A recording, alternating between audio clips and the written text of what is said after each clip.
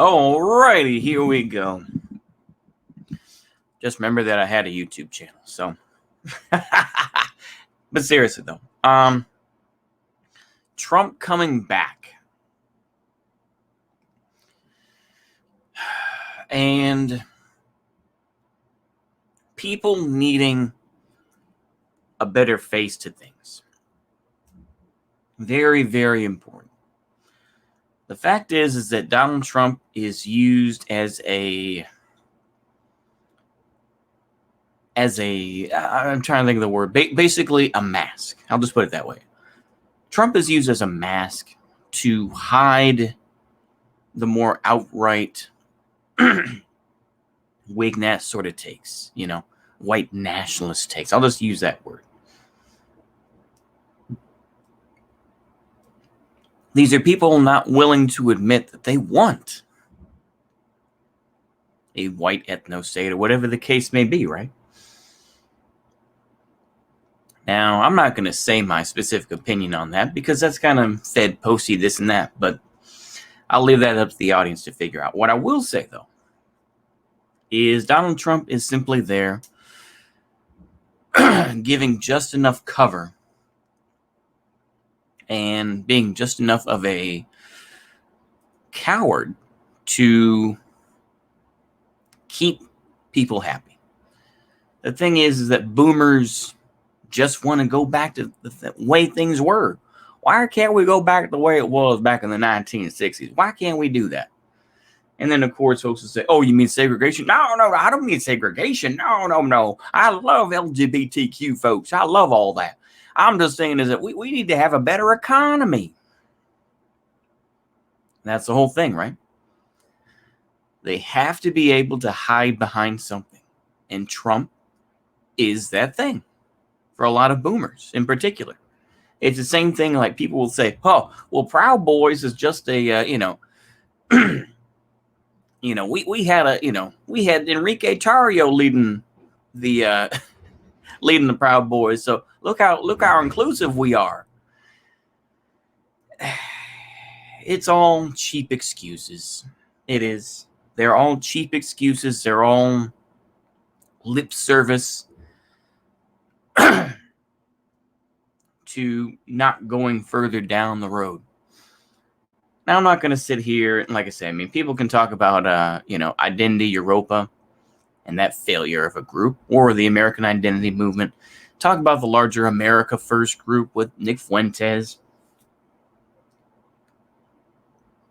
These are all groups that will signal to larger ideas, but are not willing to take them on because they want to be relevant and they want to play the optics game, right? So they'll have a token black dude or a token black girl there.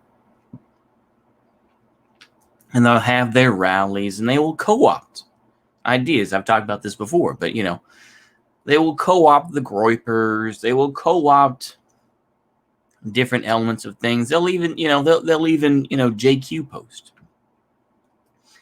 But they will not go down the path. But they will still, like I say, especially with Nick Fuentes, where he'll say, oh, the Jews, this and that. But then he'll be like, hey, the guy who runs Barstool, who is Jewish, Barstool News or whatever, you need to have me on your podcast. So when you have that sort of thing, it goes to show just how pitiful they are. Trump returning in 2024. I think that I'm sure that there are people who think out there, maybe not necessarily in his campaign, but maybe in his head. Maybe there's somebody out there who thinks this is kind of like Roosevelt returning. Now, of course, I'm referring to Teddy Roosevelt or Roosevelt, whichever way you pronounce it. But this refers to, Teddy Roosevelt running under the Bull Moose Party. And how much of a, kind of a mixed bag, really, that was. But overall, meh. Donald Trump is no Teddy Roosevelt. And you could even say Teddy Roosevelt wasn't that great, I'm sure. But it's a hell of a lot better than Trump. At least he was able to establish, state parks and, work with John Muir, of course. Who now, of course, John Muir has been, regarded as a racist and everything else like that. And the organization that he helped to found, the Sierra Club, he has pretty much been booted out of. And so they have they've been able to bounce back and be more accepting. It's the same thing with the Southern Poverty Law Center. Even the Southern Poverty Law Center was started by people like Potok, and we don't have to get into the names, but Morris Dees. Of course, Morris Dees, was on those History Channel documentaries about hate and everything else like that, about, the white power movement. I remember watching those plenty of times and seeing him. He was a very good salesman. But eventually, he was kicked out, and his name was pretty much erased from the official history of the SPLC. Of course, the SPLC, hugely corrupt. But I remember I got this book on it, and I was like, oh, this is going to be so good. And then when I saw that it was just Republican BS, I was just like, okay, never mind. No thanks. I'd rather have a liberal write it that at least has a better idea and better grasp of it, that tries to at least make excuses for it, than a Republican who's just like, oh, it's so awful. This and that. The thing is that people see Republicans as fascists. No. At best, Republicans are just classical liberals. That's all they are. They're, socially, maybe 10 years behind the Democrats. That's really the only difference. The Republicans will, still signal these things, and still, people will say, oh, the Republican Party is such a threat, this and that. I know I'm on a rant here, but this is kind of normal. Don't worry, I'll wrap it up pretty soon. But once, if you want to believe people like Vosh who say we need to make the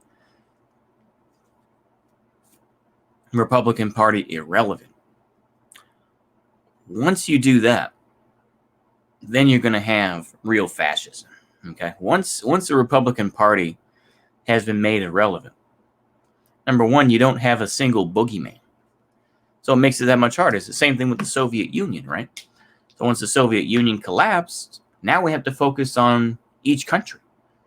And that's hard. That's hard for propaganda, Now you have to be very specific. So you just come up with, general, Haji sort of stuff like Islam bad. Right? So we had to make, Saddam Hussein look scary. So we had to have all the folks who made fun of him and everything else, right? Or, you could point to, the demonization of whatever, right? So I would make that comparison. Once you get rid of Republicans, you can't simply say, oh, well, all those old white men of the Republican Party. Once you make the Republicans irrelevant, then you're going to create other parties that are not going to agree with you, right? Like I said, then you're going to have more of a parliamentary forum where there are 20 or 30 different parties, right? And you're going to have regional parties who say, no, we speak for this region. Once you do that, because to me, once you do that, how are the Dems? Because there's so many layers to this. There's so many different, strands to look at. But I think one of the biggest ones, of course, would be, okay, if you make the Republicans irrelevant, what keeps the Democrats relevant? The thing is, let's bring it back full circle, though. With Trump returning, I think that you're going to have people Some of those boomers may wake up and realize, oh, Donald Trump is full of shit. Oh, he's not going to do anything for us. Now, of course, the thing is, you could say, oh, well, Trump was supported by the middle class. He was supported by the rich and everything else. Yeah, look, I mean, there's a bit on both sides, right? But I think that there's going to be a time when people are going to stop playing the optics game. And there are people who already don't. But I think that more and more people are going to stop playing the optics game, and they're just going to come out with their beliefs. Take that for what it is. Now, of course, this is going to be a minority. Most people just want to maintain what they have. They may have racial views, but they don't want to go there because they want to maintain their job. They want to, they don't want to get fired over nothing, right? So this is the way it works, right? So, building coalitions, this and that, is going to be kind of the future of things. Once Republicans become irrelevant, then you're going to have to see what, other groups become relevant. Anywho, that kind of, man, I kind of ended on a bad point there. Sorry. It's been a while since I've done one of these. But anywho, I think that's all I have to say about that. I think in general, hopefully it'll wake some people up. And if they're going to go for it, so to speak, then go for it. When I mean go for it, I mean that, bringing in disaffected magapeds, the folks that are out there, that are boomer age. Like I say, I would like to say boomers are the ones that really do support Trump more, and some of the rich or maybe even the lower middle class. I don't know. I could be wrong, but reach out and say, hey, you know why Trump didn't work out? But that's what everyone's going for to a point. As much as they say, well, we don't want to cater to white folks, this and that. I think there's still a wanting to bring those folks in. Anywho, I think that's all I have to say about that. I apologize for that being extra schizo, but sometimes it just happens. Anywho, hope y'all enjoy that. See you later, and a goodbye.